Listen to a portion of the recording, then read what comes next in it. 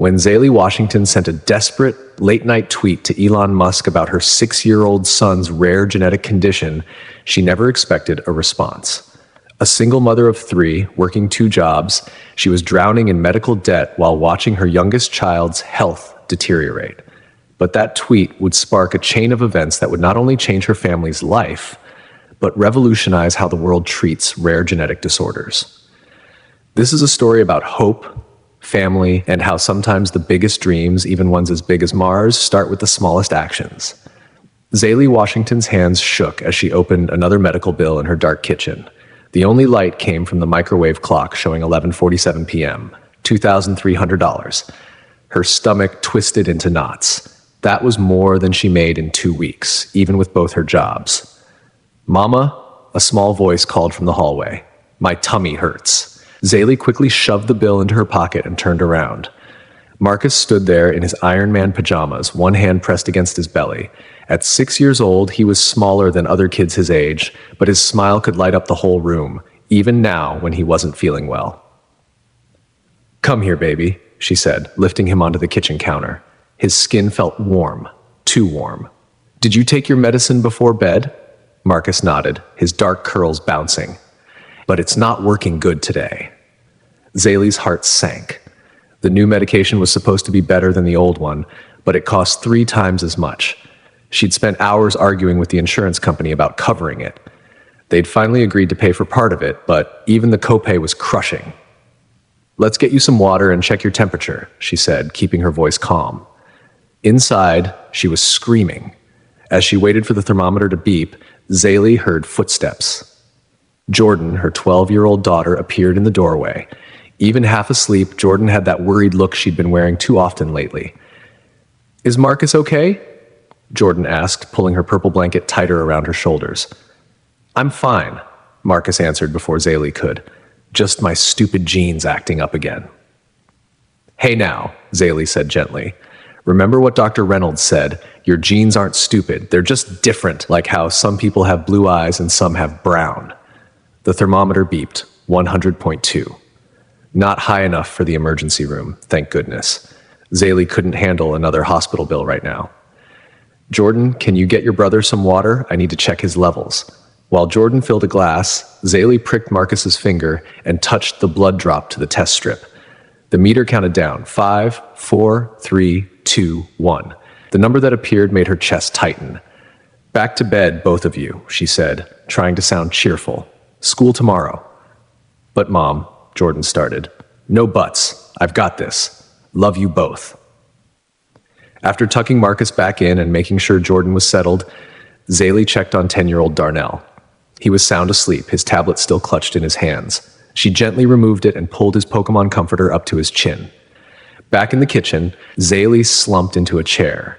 Her nurse's aide uniform still smelled like hospital disinfectant from her evening shift. She had 5 hours before she needed to get up and start it all over again. The pile of bills seemed to stare at her from the counter. Electric bill, past due. Water bill, final notice. Credit card statement, minimum payment doubled.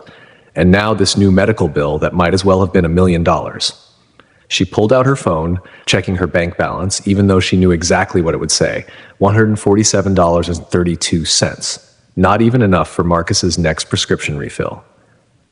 Her ex-husband, Jerome, hadn't sent child support in 3 months. His last text said he'd lost his job again and couldn't help. She'd stopped believing his excuses long ago. The weekend catering job helped, but it wasn't enough. Nothing was ever enough. She'd already sold her mother's jewelry, dropped cable TV, and started shopping at discount grocery stores. The kids never complained about the generic cereals or hand-me-down clothes, which somehow made it worse. Zaley opened her social media app, needing a distraction. The first post that popped up was a news story about Elon Musk. He just donated millions to rebuild a small town in Oklahoma after a tornado. The video showed him walking through the destruction, promising to help every family affected. Her fingers moved before her brain could stop them. She clicked his profile and started typing. "Elon Musk, I never thought I'd do this, but I'm desperate. I'm a single mom of 3 working 2 jobs. My youngest has a rare genetic condition insurance barely covers. He's the bravest kid you'll ever meet. We're drowning in medical debt, not asking for a handout, but any advice or help would mean everything. Her thumb hovered over the attach button. In her photo roll was a picture from Marcus's last hospital stay. He was grinning, despite the tubes and monitors, giving a thumbs up to the camera. After a moment's hesitation, she added it to the tweet. "This is crazy," she whispered to herself. "He'll never even see it." But she pressed send anyway. The clock showed 12:23 a.m. now. Her eyes burned with exhaustion and held back tears. In 6 hours, she'd need to wake up, get Jordan ready for swim practice, pack Darnell's lunch. No peanut butter, his classroom was allergy-free. Make sure Marcus took his morning medicines, and drop everyone at school before heading to her shift at the hospital. Her mother would know what to do, but Mom was in Pine Grove nursing home now, her memories fading more each day. Last visit, she'd called Zaylee by her sister's name and asked about people who died years ago. The kitchen felt too quiet. Usually, this was Zaylee's favorite time of night, when she could just breathe for a moment. But tonight, the silence pressed in like a heavy blanket, making it hard to think. She should be working on the budget, prepping tomorrow's meals, or reviewing Marcus's medical records for his next specialist appointment. Instead, she found herself staring at her phone at the tweet she just sent into the void. A door creaked down the hall. Soft footsteps approached. "Mom?" It was Darnell. "I had a bad dream." Zaylee quickly wiped her eyes. "Come here, baby." He crawled into her lap, too big for it really, but she didn't care. He smelled like sleep and the lavender detergent she'd bought on sale. "Want to tell me about it?" Darnell shook his head, pressing his face into her shoulder. "Can we just sit for a minute?" "Of course we can." As she held her middle child, rocking slightly like she used to when he was tiny, Zaylee's phone screen dimmed, then went dark. Her tweet disappeared into the millions of others sent every minute, carrying her desperate hope with it. She had no way of knowing that in just a few hours, everything would change. For now, she just held her son, counting his steady breaths, praying for a miracle she didn't really believe would come. Tomorrow would bring another day of fighting with insurance companies, with bill collectors, with her own exhaustion. But right now, in the quiet kitchen with Darnell's warmth against her chest, she allowed herself one small moment of peace. The microwave clock blinked to 12:30 a.m. Somewhere in the house, a pipe dripped. Marcus coughed in his sleep, and Zaylee Washington, who never asked anyone for help, who held her family together with strength and stubborn love, had just sent a message that would spark a chain of events she couldn't begin to imagine. Zaylee's phone alarm buzzed at 5:30 a.m. She was still in the kitchen chair, Darnell curled up against her chest, her neck aching from the awkward position. She didn't remember falling asleep. The first thing she noticed was her phone's battery at 15%. The second thing was the notifications. Hundreds of them. "What in the world?" she muttered, carefully shifting Darnell so she could see better. Her tweet from last night had 50,000 retweets. The number kept climbing as she watched.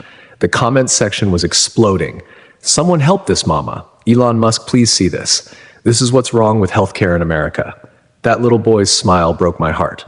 Her hands started shaking.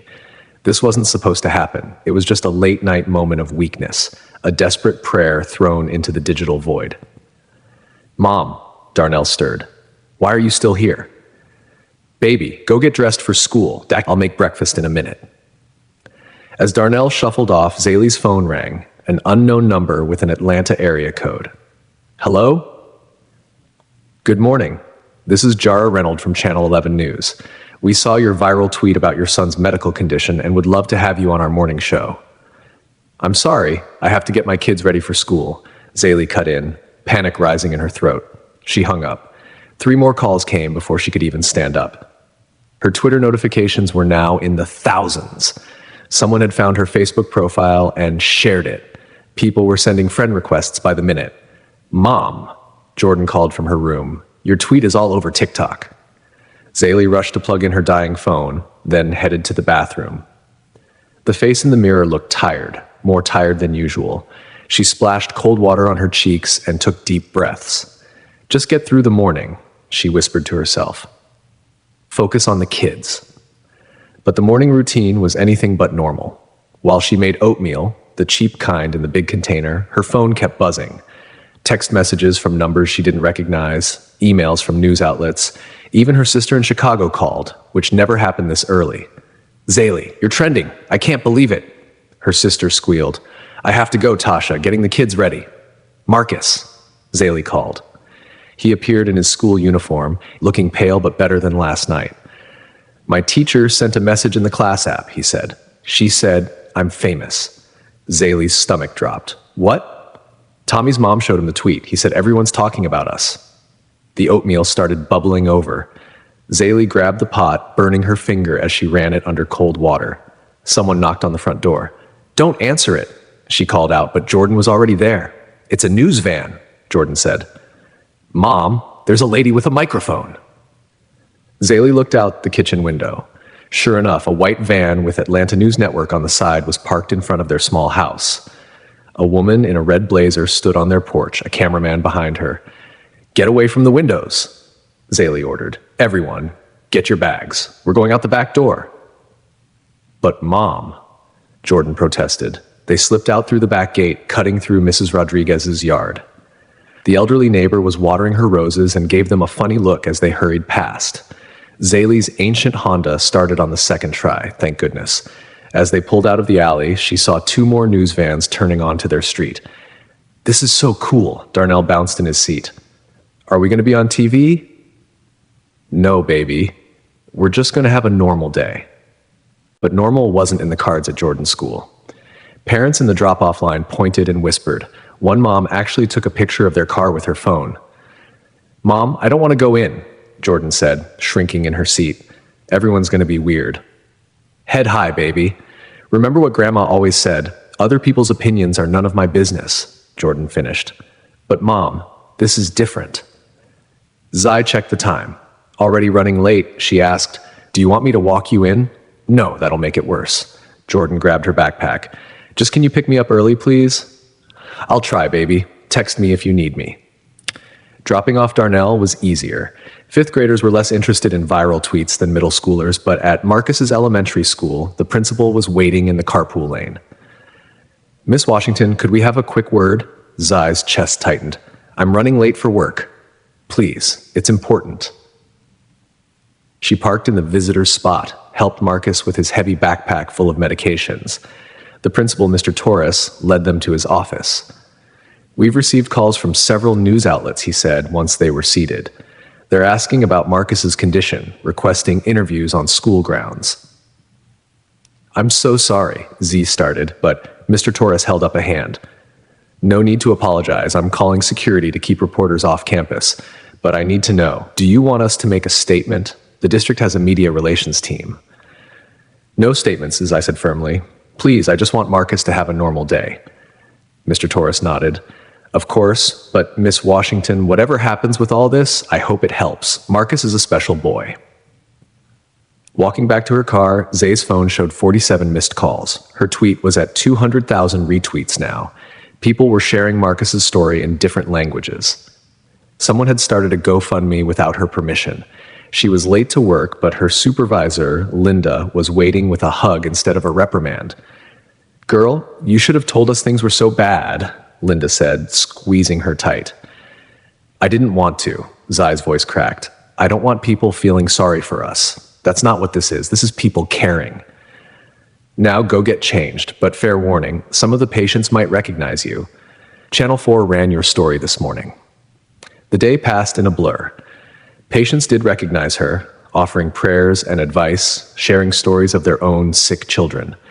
One elderly man tried to give her a $100 bill, but she politely refused. During her lunch break, she finally had time to really look at her phone. The tweet was everywhere. Celebrity accounts were sharing it. Political figures were using it to talk about healthcare reform. Parenting blogs were writing articles about single mothers and medical debt. And there, buried in the chaos, was a notification that made her heart stop. "Elon Musk followed you." A direct message appeared seconds later, but not from Musk himself. Instead, it was from an account called Tesla Initiatives. "Your story has caught our attention. Please check your email for important information. Time sensitive. Confidential." Zai's hands trembled as she opened her email app. The message there would change everything, but not in any way she could have expected.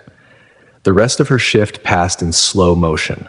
More reporters called, more messages poured in, but all she could think about was that email and the strange mix of hope and fear it stirred in her chest. When she picked up Jordan early, as promised, her daughter was unusually quiet. "Bad day," Jordan said. "Amber told everyone I was lying about the tweet for attention. Then Kesha's mom shared it in the parents' group chat and called me brave." Jordan stared out the window. "I don't want to be brave. I just want to be normal." Z reached over and squeezed her daughter's hand. "I know, baby. I'm sorry about all this. Are you going to answer him? Elon Musk?" "It's complicated, honey." "Everything's always complicated," Jordan sighed. They picked up the boys, dodged more news vans, went home and ordered pizza. A rare treat, but Zai couldn't face cooking tonight. As they ate, her phone kept buzzing with notifications. The kids were finally asleep when Zai sat down to really read the email from Tesla Initiatives. The first line made her gasp. "What you're about to read must remain absolutely confidential." Zai stared at her phone screen, the email's words burning into her vision. But before she could read further, Marcus's cry pierced the night. "Mommy!" She found him tangled in his sheets, breathing hard. Another night terror. As she held him rubbing his back in slow circles, her mind drifted to the first time this happened, the night everything changed. "He's just clumsy," Jerome had said, watching 2-year-old Marcus stumble again. All toddlers fall. But Zai knew something was wrong. Mother's intuition, her mama called it. After the third emergency room visit in 2 months, Dr. Reynolds ordered genetic testing. The results came on a rainy Tuesday. Zai sat in the sterile office, holding Marcus while Jerome paced. "It's called progressive hereditary ataxia," Dr. Reynolds explained gently. "A rare genetic condition affecting muscle coordination and balance. But there's more." The rest blurred together. Words like protein synthesis, cellular degradation, and life expectancy floated around her head like angry wasps. Jerome stopped pacing. Marcus played with his toy car, making quiet, vrooming sounds. That night, Jerome packed a bag. "I can't do this," he said, not meeting her eyes. "The medical bills, the treatments, the uncertainty, it's too much." "He's your son," Zai whispered. "And I'll send," Jerome's voice cracked, "but I can't watch him. I can't watch him get worse." He left. Marcus waved goodbye from the window, too young to understand. Jordan ate then, understood too well. She didn't cry until the next day, when she found Jerome's coffee mug still in the dish rack. Present. Marcus's breathing had steadied. Zi laid him back down, straightening his Iron Man nightlight. "Stay," he mumbled. "Just for a minute, baby." Her phone buzzed in her pocket, the mysterious email waiting. But sitting there, watching Marcus's chest rise and fall, brought another memory flooding back. 3 years ago, the treatment plan costs how much? Zai gripped the edge of Dr. Reynolds' desk. "Insurance will cover part of it," the doctor said. "But yes, the out-of-pocket expenses are significant. Significant like the cost of a house, like the amount of money some people spent on fancy cars or destination weddings. Except this wasn't optional. This was her baby's life." That night, she sold her wedding ring, then her grandmother's china, the antique dining set her mother had saved for years to give her. Still not enough. She took the nurse's aide job, though it paid less than her old office work. The hospital offered better insurance. Weekend catering came next, exhausting but cash in hand. Darnell started making his own lunches. Jordan learned to braid her own hair. They moved to a smaller house, gave up summer camps, stopped going to movies. "We're on an adventure," Zai told them, trying to make it sound fun. "Learning to live with less so we can have what matters most." "Is Marcus gonna die?" Darnell asked one night, his voice small in the darkness. "No, baby. We're doing everything to make sure that doesn't happen." She shouldn't have promised, but she did. Present. A floorboard creaked. Zai looked up to find Jordan in the doorway. "You should read the email, Mom," she said quietly. "I heard your phone buzz like 10 times. How long have you been up?" "I can't sleep. Too many people at school were talking about us." Jordan hugged herself. "Kelly's mom said we're inspiring." "I hate that word." Zai patted the bed beside her. Jordan came and sat, careful not to wake Marcus. "Remember when you used to sing to him?" Jordan whispered. "That song about the moon." 2 years ago, the hospital room was too bright, even at night. Marcus, 4 then, lay connected to more tubes than Zai could count. Post-seizure protocol, they called it. She sang softly an old lullaby her mother taught her. Moon River, wider than a mile. Down the hall, a code blue. Running feet. Someone crying. But in this room, just her voice and the steady beep of monitors. Jordan and Darnell slept in chairs nearby, homework scattered around them. They'd insisted on coming, on being a family, even here, especially here. Her mother visited that week, still sharp then, before the dementia started creeping in. "You're doing good, baby," she said, watching Zai change Marcus's IV bag. "But you need to let people help sometimes." "I'm fine, Mama." "Nobody's fine all the time, Zai. That's not how life works." Presently, Marcus stirred in his sleep, mumbling something about rockets. Always dreaming big, this boy, despite everything, he never lost that. "Mom?" Jordan touched her arm. "You're crying." Zai wiped her eyes quickly. "Just tired, baby." "No, you're not. You're scared about the email." "Smart girl, too smart sometimes," Zai admitted. "Everything's happening so fast." "Because you asked for help," Jordan said. "Like Grandma always said, you should." The phone buzzed again. Another message from Tesla Initiatives, time-sensitive matter. Please respond within 24 hours. Zai took a deep breath. She'd faced worse than mysterious emails. She'd faced insurance denials and hospital bills and her child's pain. She'd faced Jerome's empty side of the bed and her mother's fading memory, and nights when hope felt as distant as the stars. "Okay," she said, standing up. "Let's go read this email together." Together? But then straight to bed. "You have school tomorrow." They walked to the kitchen, where it all started just hours ago. The bills still lay scattered on the counter, but they seemed less threatening now. Something was changing, for better or worse. Something was changing. Zi opened her email app. Jordan held her hand as she began to read. "Dear Miss Washington, what you're about to read must remain absolutely confidential. Your tweet about Marcus has brought to light an issue we've been working on in secret for the past 18 months. Your son's specific genetic condition matches the criteria for a prototype treatment program we've developed. We are not offering charity. We are offering partnership. If you're willing to learn more, please sign the attached non-disclosure agreement and meet with our representative tomorrow at 9 a.m. A car will be sent to your home. Time is of the essence. Regards, Dr. Jara Mitchell, Head of Special Projects, Tesla Medical Initiatives." Jordan squeezed her hand. "Mom, what does this mean?" Ziz stared at the words until they blurred. "I don't know, baby, but I think we're about to find out." Outside, a shooting star streaked across the Atlanta sky. Inside, a mother and daughter sat in their small kitchen, holding hands, wondering if help sometimes comes in the strangest packages, at the strangest times, from the strangest places. And somewhere in the house, a pipe still dripped. Marcus still dreamed of rockets, and Zi Washington, who had carried her family's hopes and fears for so long, felt something she hadn't felt in years. The next morning dawned gray and drizzly. Zi hadn't slept more than an hour, but adrenaline kept her moving. She called in sick to work for the first time in 3 years. "Girl, I saw you on the morning news," Linda said when she called. "Take all the time you need. We've got your back." Getting the kids to school was harder. News vans still circled their street like hungry sharks. "I don't want to go," Darnell said, watching a reporter set up her camera. "What if they follow us again?" "No school today," Zivi announced. 3 pairs of eyes widened. She never let them skip school. "Grandma Rose is coming to watch you while I go to a meeting." Her mother wasn't always lucid these days, but this morning she'd sounded clear on the phone. Sometimes the fog lifted like a window opening to let in fresh air. At 8:55 a.m., a sleek black car pulled up to their house. The driver, wearing a Tesla uniform, opened an umbrella and walked to their door. "Miss Washington, I'm Kevin. Dr. Mitchell is waiting." Z hugged each of her children, saving Marcus for last. He wrapped his arms around her neck tight.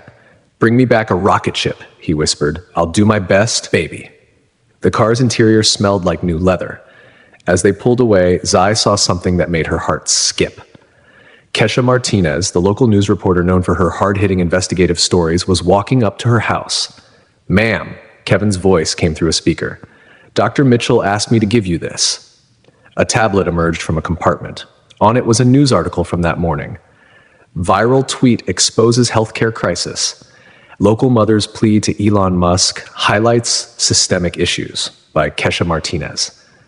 The article was thoughtful, well-researched. Unlike other reporters who just wanted the viral angle, Kesha had dug deeper.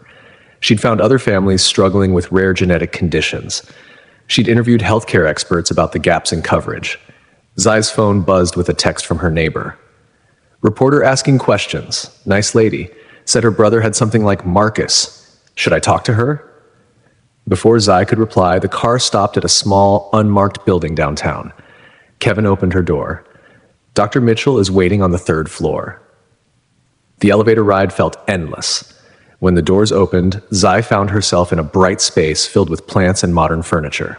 A woman with silver hair and kind eyes stood waiting. Miss Washington, I'm Jara Mitchell. Thank you for coming. They sat in a corner office with floor-to-ceiling windows. Atlanta's skyline spread out before them, gray and misty. I know you have questions, Dr. Mitchell said, but first I need to show you something. She pressed a button and a screen descended from the ceiling, showing a laboratory. Scientists in white coats moved between complicated equipment. This is our research facility in Austin. For the past 18 months, we've been developing a treatment for genetic conditions like Marcus's, but we need help. What kind of help? Your story, your family's story. It's exactly what we needed. Not just to raise awareness, but to show why this matters. We want to make Marcus part of our trial program. Zai's throat tightened. Trials can be dangerous. They can, but without them, treatments never improve. Dr. Mitchell's eyes softened. My daughter had a different genetic condition. We lost her before treatments were developed. That's why I do this work. A knock at the door interrupted them. A familiar face appeared. Keisha Martinez. Sorry I'm late. Traffic was terrible. Zai stood up. What's going on? Please sit, Dr. Mitchell said. Miss Martinez is part of this. We've been working together for months, documenting the development of our program. When your tweet went viral, she recognized the potential connection. Kesha sat down, pulling out a notebook. My brother had a condition similar to Marcus's. That's why I started investigating healthcare access for rare diseases. Dr. Mitchell found my articles and reached out. We're not just offering treatment for Marcus, Dr. Mitchell explained. We're building a program to help thousands of families. But we need a voice, a story that shows why this matters. You want to use us for publicity. Z felt her defenses rising. No, Kesha cut in. We want to work with you to change the system. Your tweet did more than get attention. It showed the human cost of our broken healthcare system. People are listening now. Dr. Mitchell pressed another button. More images appeared on the screen. Laboratories, children in hospital beds, families in waiting rooms. Tesla has been developing medical technology quietly for years, she said. Now we're ready to go public, but we need partners who understand what's at stake, who lived it. Zi thought of Marcus's smile despite the pain, of Jordan pretending not to notice when dinner was small, of Darnell offering his piggy bank money for his brother's medicine. What exactly are you proposing? A partnership, Dr. Mitchell said. Marcus joins our treatment program, fully funded, with the best care available. In exchange, you and your family help us show the world why this work matters. Miss Martinez documents the journey. But my job? We'll pay you as a program consultant, more than both your current jobs combined. Zi's head spun. I need time to think. Of course, Dr. Mitchell handed her a thick folder. All the information is here, medical details, financial arrangements, everything. Take it home, read it carefully. But please decide quickly, for Marcus's sake. The ride home was quiet. Kevin didn't try to make conversation. Zay's mind raced with possibilities and fears. When they pulled up to her house, the news vans were gone, but something else had changed. Neighbors stood in their yards, talking excitedly. Signs had appeared in windows, "We stand with Marcus," and "Healthcare is a human right." Her mother met her at the door, more lucid than she'd been in months. Your tweet, her mother said, holding up her phone. It's everywhere, baby, just like your father's protest signs used to be. Zub blinked. Her mother hadn't mentioned Dad in months, hadn't remembered his civil rights work since the dementia started. Today must be a good day. The kids okay? She asked, looking around. Marcus is napping, the other two are doing schoolwork. Rose Washington straightened her cardigan. That reporter, Kesha, she came by, reminded me of you at that age, asking hard questions, not taking no for an answer. Before Za could respond, Marcus called out from his room. His voice sounded different, strained. She found him tangled in his bed sheets, face flushed. "Hurts, Mama," he said. The thermometer read 102.3, too high. His coordination was worse than usual. He couldn't hold his water cup. "Hospital?" her mother asked from the doorway. "Not yet. Let me try the emergency meds first." But the medicine didn't help. Within an hour, Marcus's fever hit 103 and his hands were shaking badly. Za called Dr. Reynolds. "Bring him in," the doctor said. "I'll alert the ER. We're coming." The folder from Dr. Mitchell sat unopened on the kitchen counter as they rushed out. Jordan grabbed Marcus's hospital bag. They always kept one packed. Darnell carried his brother's favorite blanket. "Mom?" Jordan asked as they pulled out of the driveway. "What did Tesla say?" "Later, baby. Focus on your brother now." The emergency room was crowded, but Dr. Reynolds had called ahead. They took Marcus back immediately. More tests, more needles, more worried looks from nurses. "His protein levels are dropping," Dr. Reynolds explained, showing Za the lab results. "The current treatment isn't working as well as it should." "What are our options?" The doctor hesitated. "There are experimental treatments, but insurance won't cover them. We're talking hundreds of thousands of dollars." Zay's phone buzzed. A text from Kesha. "Saw you're at the hospital. Need anything?" Another buzz. "Dr. Mitchell, we heard Marcus was admitted. Our offer stands." The folder was in her bag, still unopened. She'd been afraid to read it, afraid of getting her hopes up. But sitting here watching Marcus sleep fitfully under hospital fluorescents, what was she waiting for? "Mom?" Darnell tugged her sleeve. "Can I sell my game system for Marcus's medicine?" Her heart cracked. "No, baby, that's not your job." "But I never play it anyway," he said, trailing off. Not since Marcus got worse, and they started spending so much time in hospitals. Night fell. Her mother took Jordan and Darnell home. Za finally opened the folder.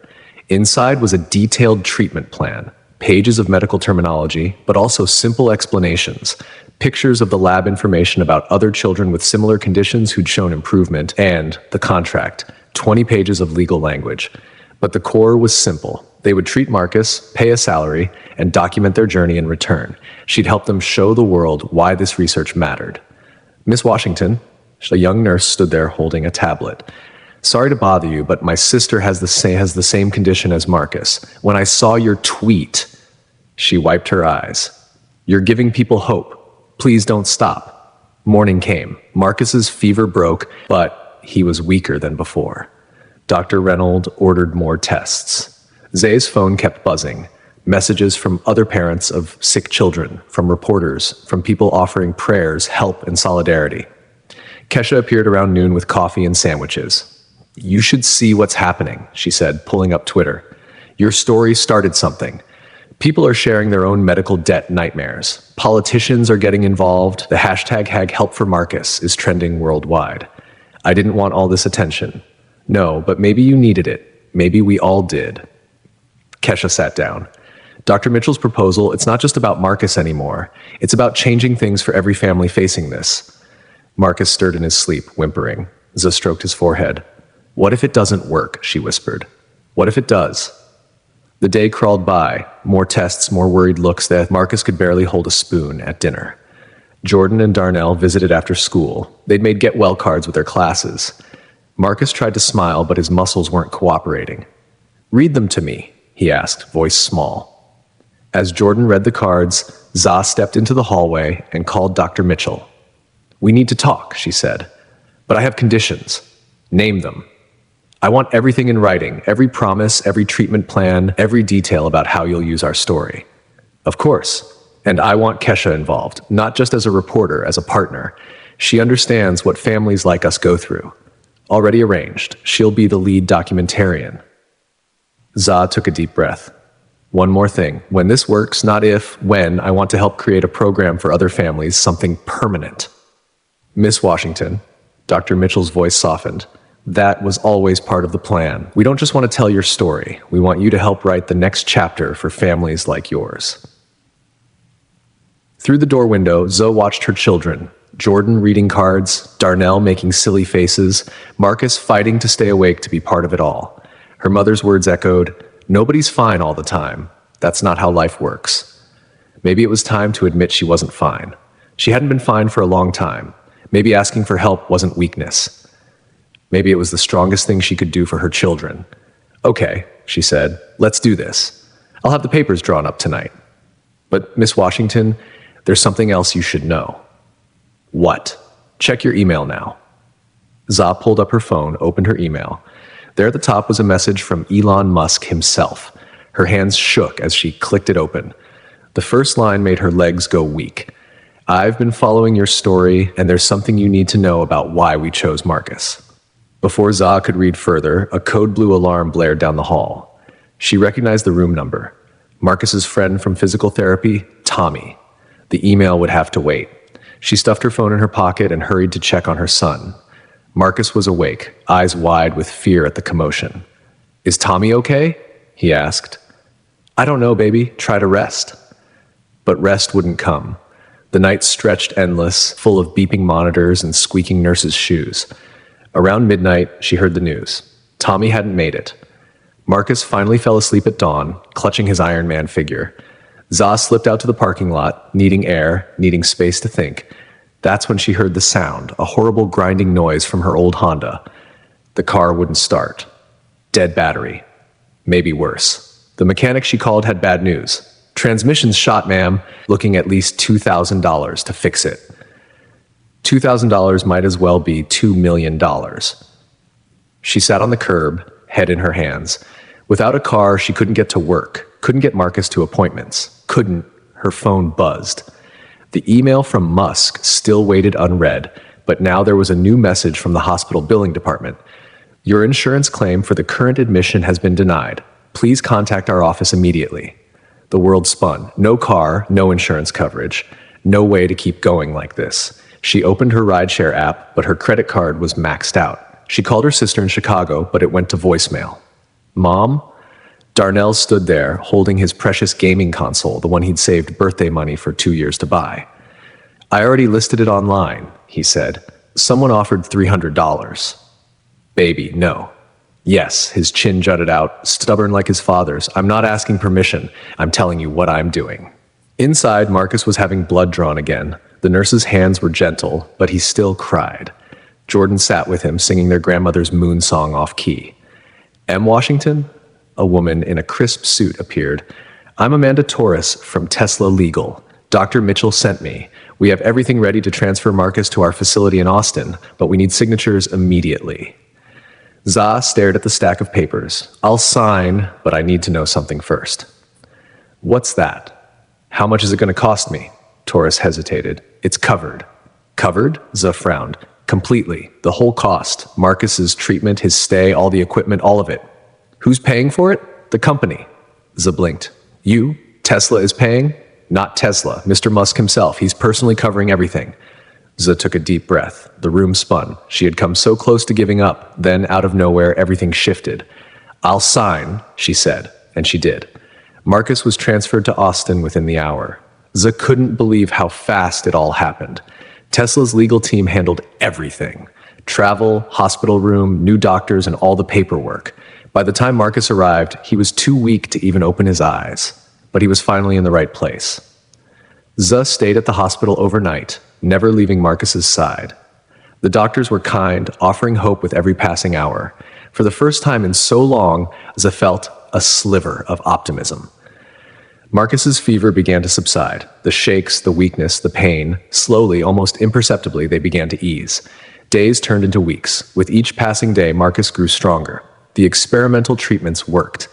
The doctors marveled at his progress. By the time Za was able to send an update to the growing number of supporters online, Marcus was already up and walking, a little wobbly but determined. Then came the moment Za had been dreading. The part where she would have to tell the world about the cost of all this. The hidden cost. The one she hadn't even begun to grasp. How much it would take to change the system. But now, with Marcus alive and slowly recovering, she had a new mission. She had to fight for every child who would never get this chance. For every mother who'd faced the same impossible choices, the crushing decisions that had almost broken her. Marcus still had a long road ahead of him. But for the first time in a long while, Za wasn't looking at a dead end. She was looking at the future.